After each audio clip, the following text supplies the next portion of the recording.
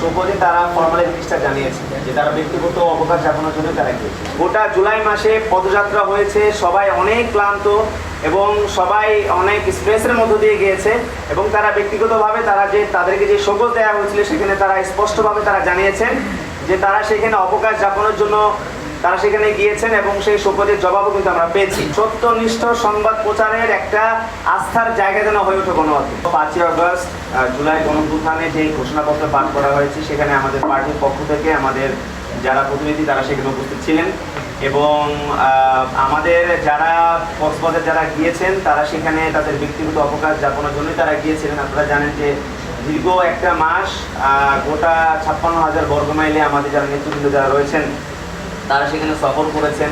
তাদের অনেক ক্লান্তি এবং অবসাদগ্রস্ততা সেগুলো দূর করার জন্য এবং অবশ্যই তাদের একটা স্ট্রেস রিলিজের একটা বিষয় ছিল, সেজন্যই তারা সেখানে গিয়েছে।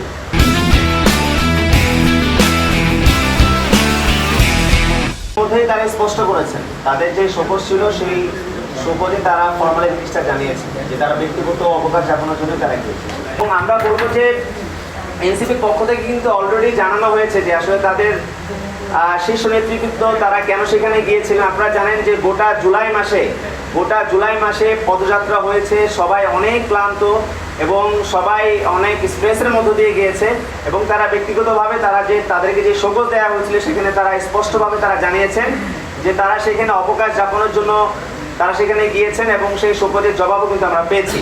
এবং আমরা মনে করি যে এটিকে কেন্দ্র করে যে উদ্ভূত যে গুজব ছড়ানো হয়েছে সেটি আসলে অপ্রত্যাশিত। আমরা মিডিয়ার কাছ থেকে সেগুলো আসলে আশা করি না।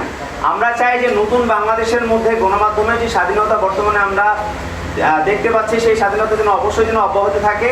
সত্যনিষ্ঠ সংবাদ প্রচারের একটা আস্থার জায়গা যেন হয়ে ওঠে গণমাধ্যম।